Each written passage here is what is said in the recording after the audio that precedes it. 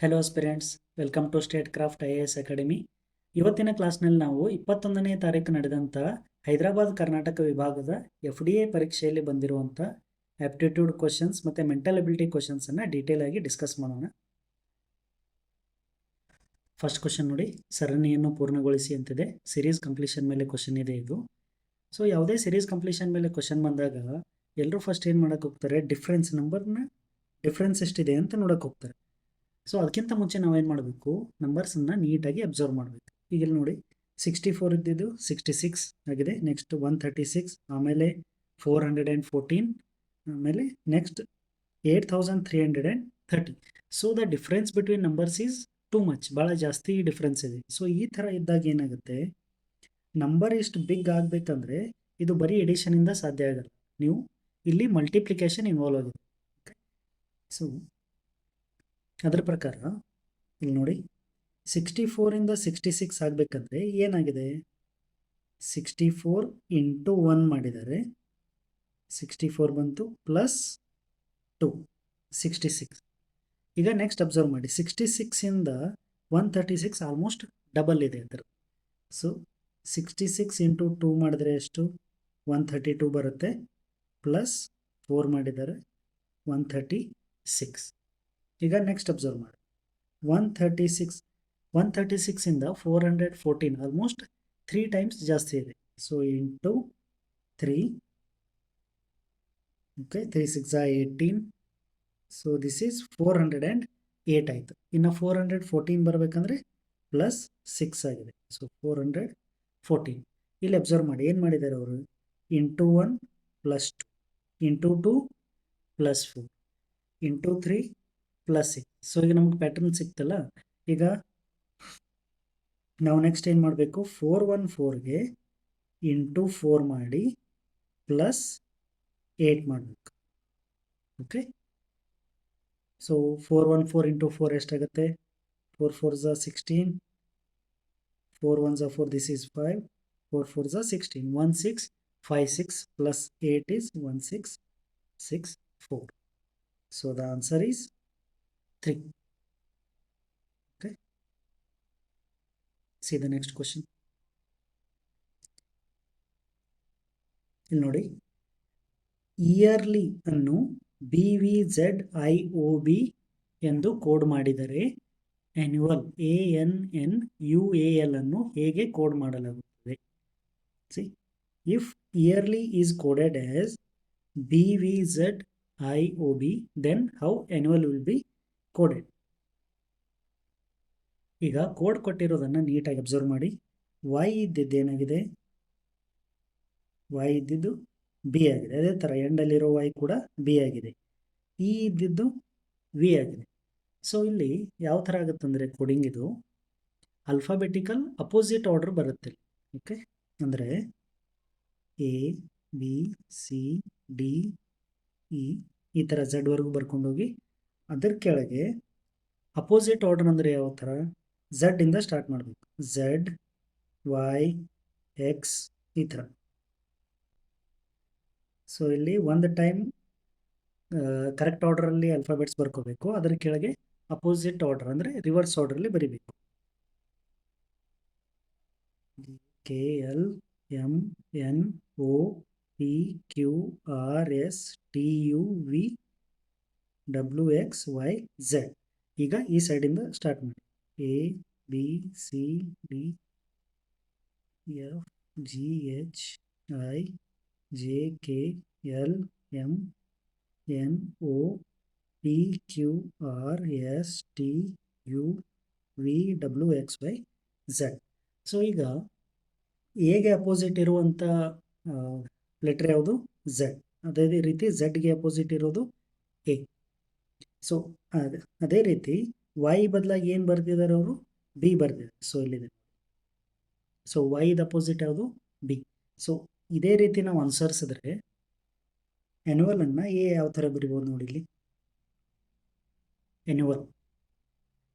ಹಾಗಾದರೆ A ಅಂದರೆ ಏನು, Z, N ಅಂದರೆ M, U ಅಂದರೆ F, ಅದೇ ರೀತಿ A ಅಂದರೆ Z, ಎಲ್ ಅಂದರೆ O, Z M M F Z O. Answer is 3. Option 3 is right. ಈ ಕ್ವಶನಲ್ಲಿ ನಿಮಗೆ ಯಾವುದೇ ರೀತಿ ಲಾಜಿಕ್ ಗೊತ್ತಾಗದೇ ಇದ್ರೂ ಆಪ್ಷನ್ ಎಲಿಮಿನೇಷನಿಂದ ನೀವು ಆನ್ಸರ್ನ ಈಸಿಯಾಗಿ ಕಂಡುಹಿಡಿಬೋದು. ಯಾವ ಥರ ಅಂತ ಈಗ ನೋಡಿ. ಇಲ್ಲಿ ನೋಡಿ, ಆ್ಯನ್ಯುವಲಲ್ಲಿ ಎನ್ ಎನ್ ಸೇಮ್ ಅಲ್ಫಾಬೆಟ್ಸ್ ಬಂದಿದೆ. ಸೊ ನಿಮ್ಮ ಕೋಡಲ್ಲೂ ಕೂಡ, ಅಂದರೆ ನಿಮ್ಮ ಆನ್ಸರಲ್ಲಿ ಕೂಡ ಇವೆರಡು ಅಲ್ಫಾಬೆಟ್ಗೆ ಸೇಮ್ ಆನ್ಸರ್ ಬರಬೇಕು. ಸೊ ಇವೆರಡು ಏನಾಗುತ್ತೆ, ಎಲಿಮಿನೇಟ್ ಆಗುತ್ತೆ. ಬಿಕಾಸ್ ಇಲ್ಲಿ ಎಫ್ ಎಮ್ ಅಂತಿದೆ, ಇಲ್ಲಿ ಸಿ ಎ, ಬೇರೆ ಬೇರೆ ಲೆಟರ್ಸ್ ಇದೆ. ಈಗ ಇವೆರಡರಲ್ಲಿ ಆನ್ಸರ್ ಚೆಕ್ ಮಾಡಿ. ಸೊ ಎಗೆ ಝೆಡ್ ಬಂದಿದೆ ಅಂದರೆ, ಇಲ್ಲಿ ನೋಡಿ, ಎ ಕೋಡ್ಗೆ ಝೆಡ್ ಬಂದಿದೆ ಅಂದರೆ ಝಡ್ಗೆ ಏನು ಬರಬೇಕು, ಎ ಬರಬೇಕು. ಅಂದರೆ ಇಲ್ಲಿ ಎ ಇದೆ ಅಂದರೆ ಇಲ್ಲಿ ಅಲ್ಫಾಬೆಟ್ ಏನಿರಬೇಕಿತ್ತು, ಇಲ್ಲಿ ಝೆಡ್ ಇರಬೇಕಿತ್ತು. ಬಟ್ ಎಲ್ಲಿದೆ, ಹಾಗಾಗಿ ಇದು ಕೂಡ ರಾಂಗ್ ಆಗುತ್ತೆ. Option 3 is correct. Next question ನೋಡಿ. ದೀಪಕ್ ಮತ್ತು ವಿನೋದ್ ರವರ ವೇಗಗಳ ಅನುಪಾತ ಕ್ರಮವಾಗಿ 19:12 ಆಗಿದೆ. ವಿನೋದನ ವೇಗವು 84 ಕಿಲೋಮೀಟರ್ ಆದರೆ ದೀಪಕ್ನ ವೇಗವು ಎಷ್ಟು? Speed of Deepak and Vinod are in the ratio of 19:12 respectively. If speed of Vinod is 84 km, then what will be the speed of Deepak? So ಅವರ ಸ್ಪೀಡ್ಗಳ ಅನುಪಾತ ಏನಾಗಿದೆ, 19:12. ಇದ್ಯಾರ್ದು, ಇದು ದೀಪಕ್ದು, ಇದು ವಿನೋದ್. ಸೊ ಇಲ್ಲಿ ವಿನೋದನ ಸ್ಪೀಡ್ ಎಷ್ಟು ಅಂತ ಕೊಟ್ಟಿದ್ದಾರೆ, 84 ಕಿಲೋಮೀಟರ್. ಸೊ ಇದ್ರ ಕೆಳಗೆ 84 ಅಂತ ಬರ್ಕೊಳ್ಳಿ. ಈಸಿಯಾಗಿ ಹೇಗೆ ಸಾಲ್ವ್ ಮಾಡೋದಂದರೆ, 12ಗೆ ಎಷ್ಟು ಇಂಟು ಮಾಡಿದ್ರೆ 84 ಬರುತ್ತೆ, 7. 12 7s 84. ಸೊ ಅದೇ ರೀತಿ ನೀವು 19ಗೂ ಕೂಡ ಏನು ಮಾಡಿ, 7ಇಂದ ಇಂಟು ಮಾಡಿದ್ರೆ 19 3s 133. So option 4. Next question ನೋಡಿ. ಇದು ಕೂಡ ರೇಷಿಯೋ ಅನುಪಾತಗಳ ಮೇಲಿದೆ. ಒಂದು ಚೀಲವು ₹2, ₹5 ಮತ್ತು ₹10 ನಾಣ್ಯಗಳ ರೂಪದಲ್ಲಿ ಒಟ್ಟು ₹785 ಹೊಂದಿದೆ. ನಾಣ್ಯಗಳು 6:9:10 ಅನುಪಾತದಲ್ಲಿ ಇರುತ್ತವೆ. ಆ ಚೀಲದಲ್ಲಿ ಇರುವ ₹5 ನಾಣ್ಯಗಳು ಎಷ್ಟಂತ ಕೇಳಿದ್ದಾರೆ ಇಲ್ಲಿ. A bag has ₹785 in the denominations of ₹2, ₹5 and ₹10 coins. The coins are in the ratio 6:9:10.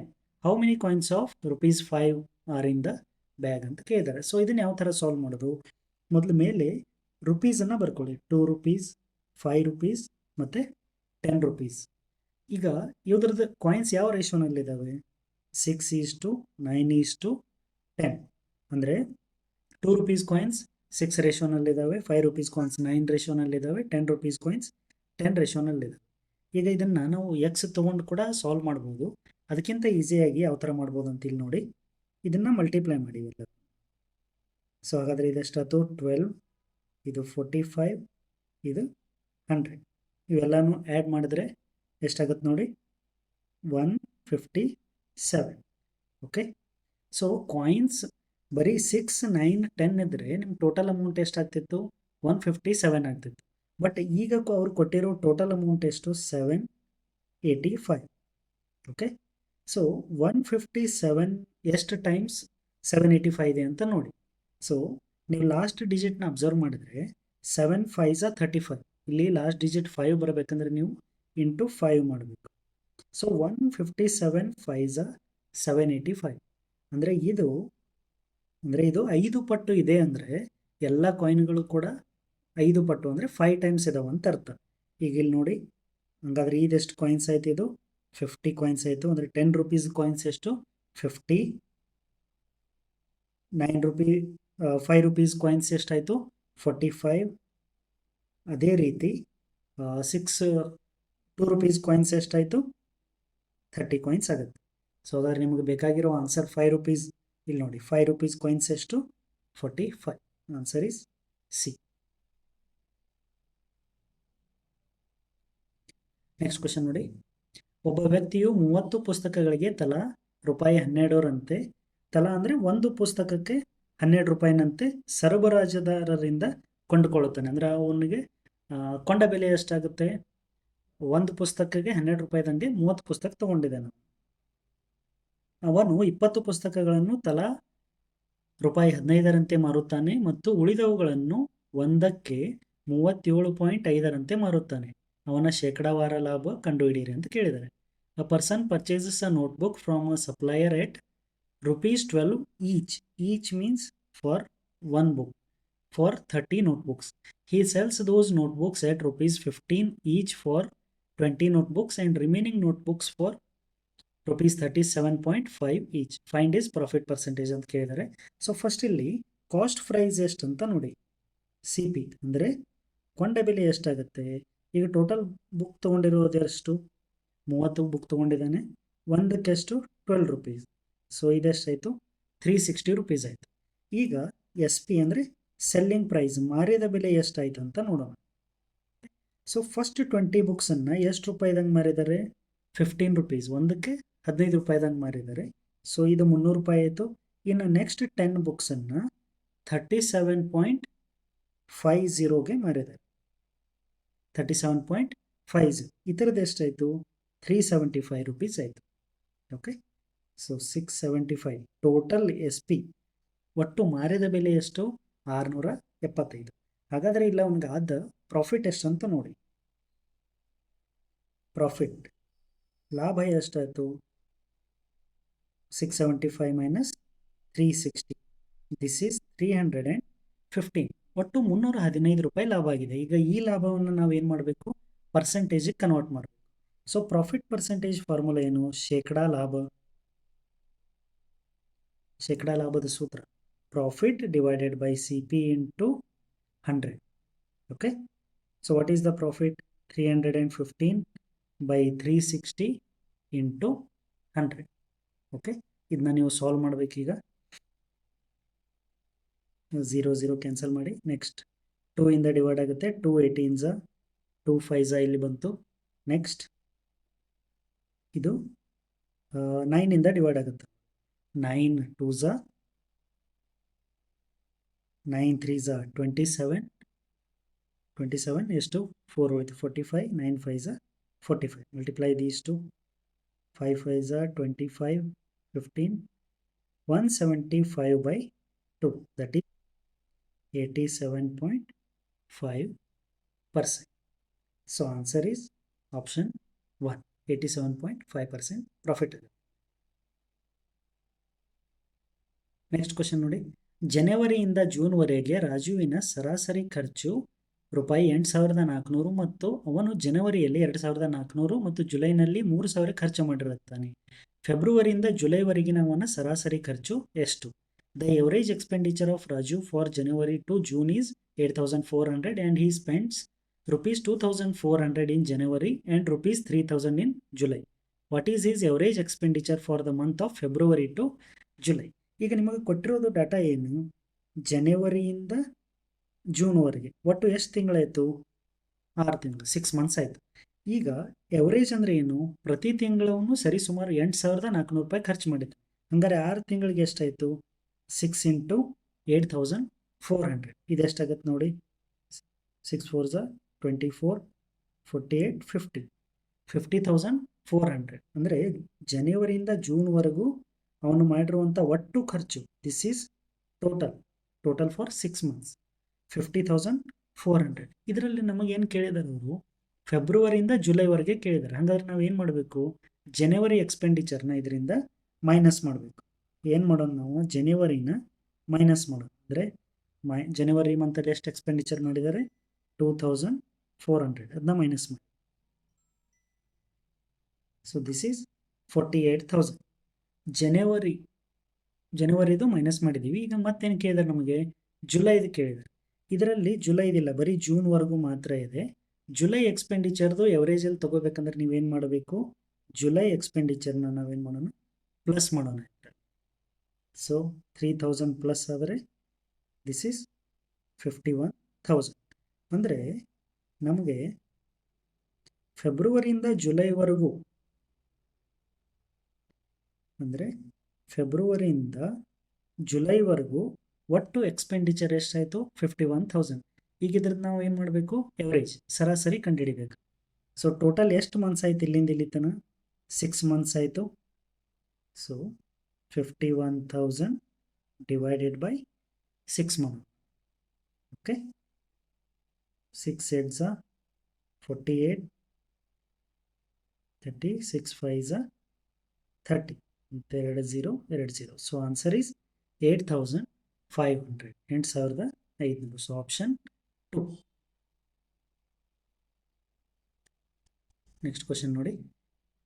ಕೆಳಗೆ ಕೊಟ್ಟ ವೆನ್ ಚಿತ್ರದ ಮಾಹಿತಿಯನ್ನು ಆಧರಿಸಿ ವೃತ್ತಿಪರರಾಗಿದ್ದು, ಏನೇನು ಕೇಳಿದಾರೆ ನೋಡಿ, ವೃತ್ತಿಪರರಾಗಿರಬೇಕು, ಆದರೆ ಯಾವಾಗಲೂ ಆಟಗಾರರಾಗಿರಬಾರ್ದು ಅವರು. ಆಮೇಲೆ ವಿದೇಶಿ ತರಬೇತುದಾರರ ಸಂಖ್ಯೆ ಎಷ್ಟು, ವಿದೇಶಿ ತರಬೇತುದಾರರಾಗಿರ್ಬೇಕು. See from the following and diagram find how many foreign coaches who have turned professionals and were never players ಆಗಿರ್ಬೋದು, ಪ್ಲೇಯರ್ಸ್ ಆಗಿರಬಾರ್ದು, ಪ್ರೊಫೆಷ್ನಲ್ ಆಗಿರಿಸಬೇಕು. ಮತ್ತು ಫಾರಿನ್ ಕೋಚಸ್ ಆಗಿರಬೇಕು. ಎಸ್, ಫಾರಿನರ್ಸ್ ಆಗಿರಬೇಕು, ಕೋಚಸ್ ಇರಬೇಕು, ಪ್ರೊಫೆಷ್ನಲ್ಸ್ ಇರಬೇಕು ಮತ್ತು ಪ್ಲೇಯರ್ಸ್ ಆಗಿರಬಾರ್ದು. ಈ ಥರ ಕಂಡೀಷನ್ ಸ್ಯಾಟಿಸ್ಫೈ ಮಾಡೋದು ನೋಡೋಣ. ಈಗ ಫಸ್ಟ್ ಫಾರಿನರ್ಸ್ ಅಂದರೆ ಸರ್ಕಲಲ್ಲಿ ಬರಬೇಕು.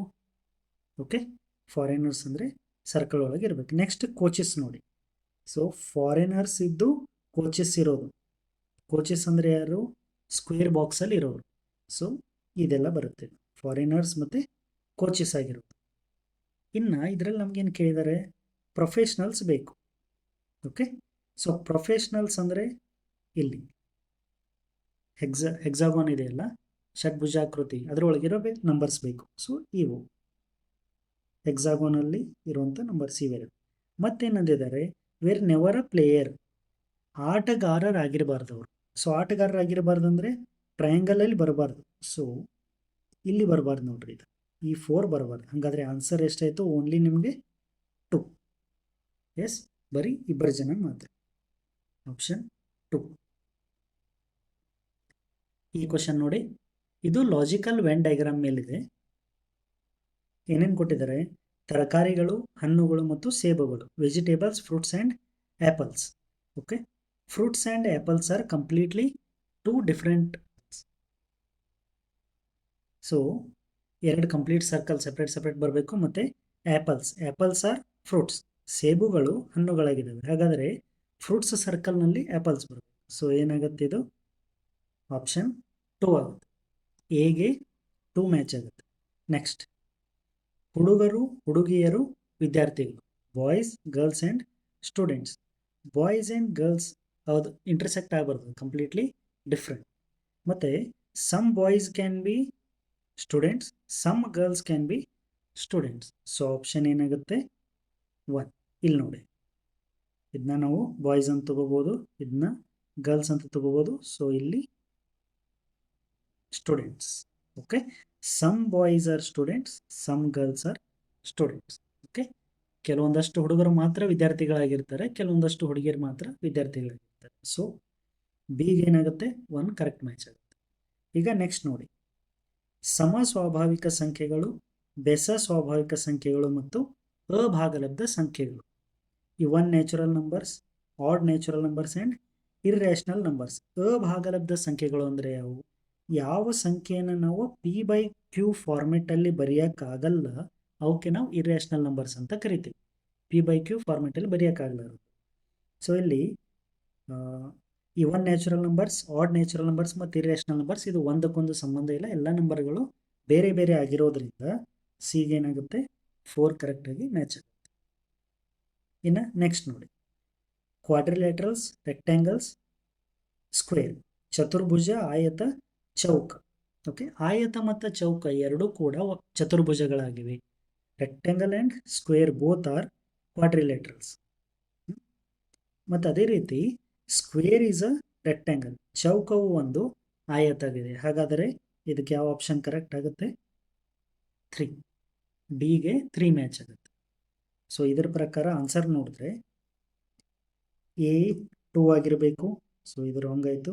ನೆಕ್ಸ್ಟ್ ಬಿ 1 ಆಗಿರಬೇಕು, ಇದು ಕೂಡ ರಾಂಗ್ ಆಯಿತು, ಇದು ಕೂಡ ರಾಂಗ್ ಆಯಿತು. B 1, C 4, D 3. Option 1 is correct. ಈ ಕ್ವಶನ್ ನೋಡಿ, ಇದು ಡೈರೆಕ್ಷನ್ ಮೇಲಿದೆ, ಅಂದರೆ ದಿಕ್ಕುಗಳ ಮೇಲೆ. ಸೊ ಯಾವುದೇ ಡೈರೆಕ್ಷನ್ ಮೇಲೆ ಕ್ವಶನ್ ಬಂದರೆ ನೀವು ಡೈರೆಕ್ಷನ್ ಡಯಾಗ್ರಾಮಿಂದ ಸಾಲ್ವ್ ಮಾಡ್ಬೋದು. ಸೊ ಡೈರೆಕ್ಷನ್ ಡಯಾಗ್ರಾಮ್ ಬರಿಬೇಕಂದ್ರೆ ನಿಮ್ಮ ಪೇಪರ್ ಇರುತ್ತಲ್ಲ ಬುಕ್ ಮೇಲೆ ಯಾವಾಗಲೂ ಡೈರೆಕ್ಷನ್ಸನ್ನು ಮಾರ್ಕ್ ಮಾಡ್ಬೋದು. ಸೊ ಮೇಲೆ ಯಾವಾಗಲೂ ನಾರ್ತ್ ಇರುತ್ತೆ, ಉತ್ತರ. ಆಮೇಲೆ ರೈಟ್ ಸೈಡಿಗೆ ಯಾವಾಗಲೂ ಈಸ್ಟ್, ಪೂರ್ವ. ಇದು ಸೌತ್, ಇದು ವೆಸ್ಟ್.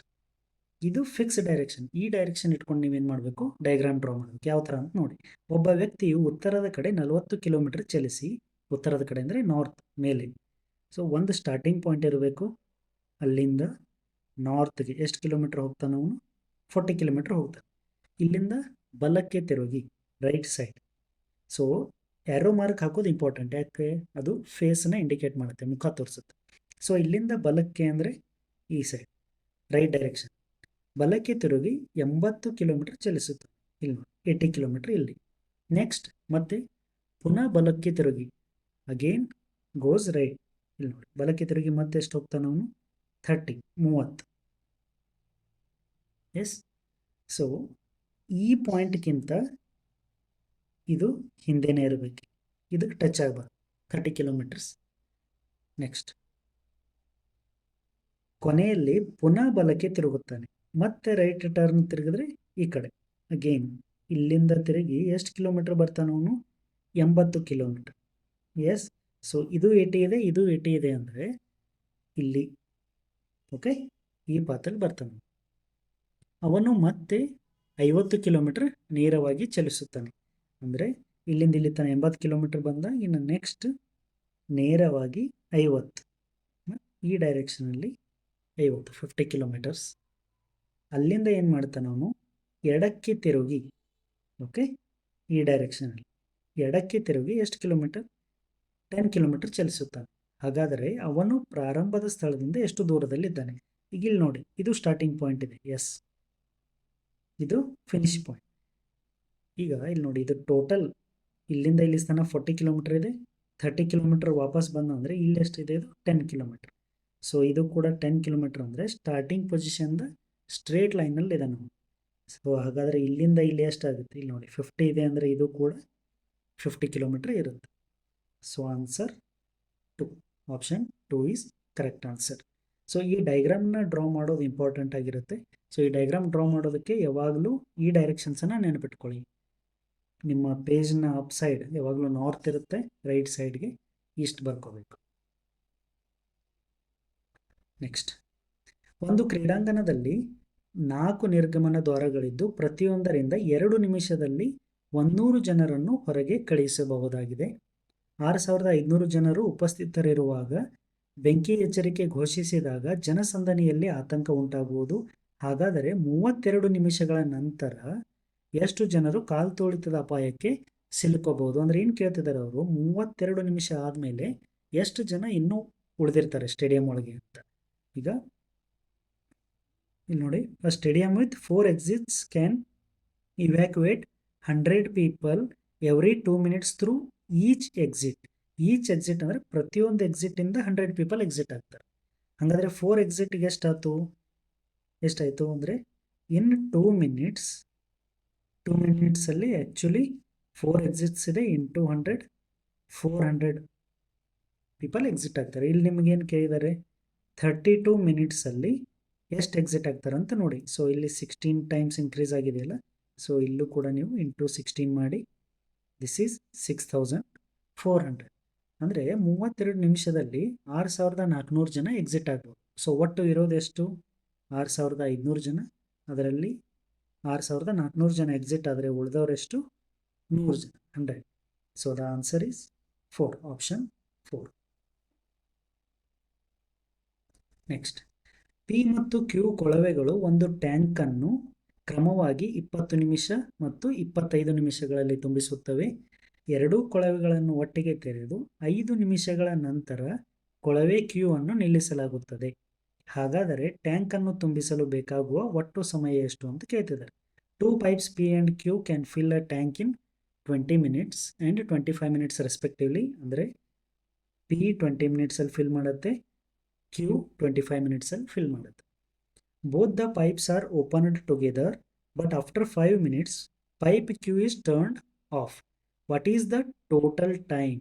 ಓಕೆ, ಅಂದರೆ ಈ 5 ಮಿನಿಟ್ಸನ್ನು ಇನ್ಕ್ಲೂಡ್ ಮಾಡ್ಕೊಂಡು ಹೇಳ್ಬೇಕು ನೀವು. What is the total time required to fill the tank. ಈಗ ಇಲ್ಲಿ ನೋಡಿ, ಪಿ ಟ್ಯಾಂಕ್ 20 ಮಿನಿಟ್ಸಲ್ಲಿ ಫಿಲ್ ಮಾಡುತ್ತಂದರೆ 1 ಮಿನಿಟಲ್ಲಿ ಎಷ್ಟು ಫಿಲ್ ಮಾಡುತ್ತೆ? 1/20 ಟ್ಯಾಂಕ್. ಅಂದರೆ 20 ಮಿನಿಟ್ಸಲ್ಲಿ ಒಂದು ಕಂಪ್ಲೀಟ್ ಟ್ಯಾಂಕ್ ಫಿಲ್ ಆಗುತ್ತೆ. ಹಾಗಾದರೆ 1 ಮಿನಿಟಲ್ಲಿ ಏನಾಯಿತು? ಆ ಟ್ಯಾಂಕನ್ನು 20 ಪಾರ್ಟ್ಸ್ ಅಂದರೆ 1/20th ಪಾರ್ಟ್ ಮಾತ್ರ ಫಿಲ್ ಆಗುತ್ತೆ. ಇನ್ನು ಅದೇ ರೀತಿ ಕ್ಯೂದೆಷ್ಟು 1 ಮಿನಿಟಲ್ಲಿ 1/25th ಪಾರ್ಟ್ ಫಿಲ್ ಆಗುತ್ತೆ. ಸೊ ಎರಡು ಪಿ ಮತ್ತು ಕ್ಯೂ ಎರಡು ಓಪನ್ ಆದಾಗ ಇಲ್ಲಿ ನೋಡಿ 1/20 ಪ್ಲಸ್ 1/25 ಪಾರ್ಟ್ ಫಿಲ್ ಆಗುತ್ತೆ. ಸೊ ಅದನ್ನ ಆ್ಯಡ್ ಮಾಡಿ. ಸೊ ಎಲ್ ಸಿ ಎಮ್ ತೆಗೆದ್ರೆ ಎಷ್ಟು? 100. ಎಲ್ ಸಿ ಎಮ್ನ ಯಾವ ಥರ ಈಸಿಯಾಗಿ ಕಂಡುಹಿಡಿಯೋದಂದರೆ 20 ಮತ್ತು 25 ಟೇಬಲಲ್ಲಿ, ಅಂದರೆ 20 ಮತ್ತು 25ರ ಮಧ್ಯೆಯಲ್ಲಿ ಬರುವಂಥ ಕಾಮನ್ ನಂಬರ್ ಯಾವುದು ಅಂತ ನೋಡ್ಬೇಕು ನೀವು. ಸೊ 25 4s 100 ಇದೆ, 25s ಕೂಡ 100 ಇದೆ. ಸೊ ಇಲ್ಲಿ ಇಂಟು 5 ಮಾಡ್ತೀರಾ, ಇಲ್ಲಿ into 4, 5 plus 4. So this is 9/100. So in 1 minute these two P and Q, okay, both pipes can fill the tank by 9/100th part. Okay, ಈಗ ಇದು 1 ಮಿನಿಟಲ್ಲಿ ಆಯಿತು. ಇನ್ನು 5 ಮಿನಿಟ್ಸಲ್ಲಿ ಎಷ್ಟಾಗುತ್ತೆ ನೋಡಿ? 45/100. ಇದೇನಿದು? ಫಿಲ್ ಆಗಿರೋ ಪಾರ್ಟ್ ಎಷ್ಟು? 45/100. ಈಗ ಆಫ್ಟರ್ 5 ಮಿನಿಟ್ಸ್ ಏನು ಮಾಡ್ತಾರೆ ಅವರು? ಕ್ಯೂನ ಆಫ್ ಮಾಡ್ತಾರೆ. ಓಕೆ, ಪೈಪ್ ಕ್ಯೂನ ಆಫ್ ಮಾಡ್ತಾರೆ. ಹಾಗಾದರೆ ಪೈಪ್ ಪಿ ಒಂದೇ ಏನು ಮಾಡುತ್ತೆ? ಇದು ಫಿಲ್ ಮಾಡುತ್ತೆ remaining part. So what is the remaining tank ಎಷ್ಟು ಅಂದರೆ ಇಲ್ಲಿ ನೋಡಿ, 100 ಪಾರ್ಟ್ಸಲ್ಲಿ 45 ಪಾರ್ಟ್ ಫಿಲ್ ಆಗಿದ್ದರೆ ಇನ್ನು ಉಳಿದಿರೋದೆಷ್ಟು? 55/100 ಈಸ್ ರಿಮೈನಿಂಗ್. ಸಿ, ಸೊ ಉಳಿದಿರೋದೆಷ್ಟು? 55/100. ಈಗ 1 ಮಿನಿಟಲ್ಲಿ ಎಷ್ಟು ಪಾರ್ಟ್ ಫಿಲ್ ಮಾಡುತ್ತಿದ್ದು? ಪಿ ಪೈಪ್ ಮಾತ್ರ ಆನ್ ಇದೆ. ಇದು ಇನ್ 1 minute 1/20 ಪಾರ್ಟ್ಸ್ ಫಿಲ್ ಮಾಡುತ್ತೆ. ಓಕೆ, ಹಾಗಾದರೆ 55/100 ಪಾರ್ಟ್ ಫಿಲ್ ಮಾಡೋಕ್ಕೆ ಎಷ್ಟು ಟೈಮ್ ಬೇಕಂತ ನೋಡ್ಬೇಕು. ಸೊ ಇದಕ್ಕೇನು ಮಾಡ್ತೀರಿ ನೀವು? You divide it by 1/20. Okay, you divide it by 1/20. So 55/100 into 20/1. 21s 25s 5 1s 5 11s. So it will take 11 minutes. 11 ನಿಮಿಷ ಬೇಕು. ಯಾವುದು? ಪಿಗೆ, ಅಂದರೆ ರಿಮೈನಿಂಗ್ ಪಾರ್ಟ್ ಉಳಿದಿರೋದನ್ನ ಫಿಲ್ ಮಾಡೋಕ್ಕೆ. ಈಗ ಟೋಟಲ್ ಟೈಮ್ ಎಷ್ಟಾಯ್ತು ನೋಡಿ? ಪಿ ಮಾತ್ರ ತೊಗೊಂಡಿರೋದು 11 ಮಿನಿಟ್ಸ್ ಮತ್ತು ಪಿ ಮತ್ತು ಕ್ಯೂ ಎರಡೂ ಸೇರಿ ತೊಗೊಂಡಿರೋದು 5 minutes. So total time required to fill the tank is 16 minutes. Option C is correct. Next ನೋಡಿ, ಇದು ಕೂಡ ಒಂದು ಡೈರೆಕ್ಷನ್, ದಿಕ್ಕುಗಳ ಮೇಲಿರುವಂಥ ಕ್ವಶನ್ ಆಗಿದೆ. ಒಬ್ಬ ಹುಡುಗನು ತನ್ನ ತಂದೆಯನ್ನು ಹುಡುಕಲು ಹೊರಡುತ್ತಾನೆ. ಅವನು ತನ್ನ ಬಲಕ್ಕೆ ತಿರುಗುವ ಮುಂಚೆ ಓಕೆ, ರೈಟ್ ಅಂತ ತಗೊಳ್ಳೋಕ್ಕಿಂತ ಮುಂಚೆ 90 ಮೀಟರ್ ಪೂರ್ವಕ್ಕೆ ಚಲಿಸುತ್ತಾನೆ. ಅಂದರೆ ಆಗಲೇ ಹೇಳಿರೋ ಪ್ರಕಾರ ಯಾವಾಗಲೂ ಇದು ನಾರ್ತ್, ಇದು east, south, west. Okay, so ಒಂದು ಸ್ಟಾರ್ಟಿಂಗ್ ಪಾಯಿಂಟನ್ನು ತಗೋಬೇಕು. ಇಲ್ಲೇನು ಮಾಡ್ತಾನೆ ಅವನು? He went 90 meters in the east before turning to his right. ಅಂದರೆ ಮೊದಲು ಏನು ಮಾಡ್ತಾನೆ? ಈಸ್ಟ್ಗೆ 90 ಮೀಟರ್ 90 ಮೀಟರ್ ಹೋಗ್ತಾನೆ before turning to his right. ಅಂದರೆ ಆಮೇಲೆ ಏನು ಮಾಡ್ತಾನೆ? ನೆಕ್ಸ್ಟ್ ಅವನು ರೈಟ್, ಬಲಕ್ಕೆ ತಿರುಗ್ತಾನೆ. ಓಕೆ, ಆಮೇಲೆ ಪುನಃ ಬಲಕ್ಕೆ ತಿರುಗಿ ಮುಂಚೆ 20 ಮೀಟರ್ ಚಲಿಸುತ್ತಾನೆ. ಇಲ್ಲಿ ಏನು ಕೊಡ್ತಾರೆ ನೋಡಿ? He went 20 meters before turning to his right again. ಅಂದರೆ ಇಲ್ಲಿ 20 ಮೀಟರ್ ಚಲಿಸುತ್ತಾನೆ, ಮತ್ತೆ ರೈಟ್ ಟರ್ನ್ ತಗೋತಾನೆ, ಅಗೇನ್ ರೈಟ್. ಓಕೆ, ಇಲ್ಲಿ ನೋಡಿ, before turning to his right again to look for his father at his uncle's place. To his uncle's place 30 meters from this point. ಅಂದರೆ ಇಲ್ಲಿಂದ ಎಷ್ಟು ದೂರ ಬರ್ತಾನೆ ಅವನು? 30 meters ಬರ್ತಾನೆ. ಇಲ್ಲೇನಿದೆ? ಅವ್ರ ಅಂಕಲ್ ಮನೆ ಇದೆ.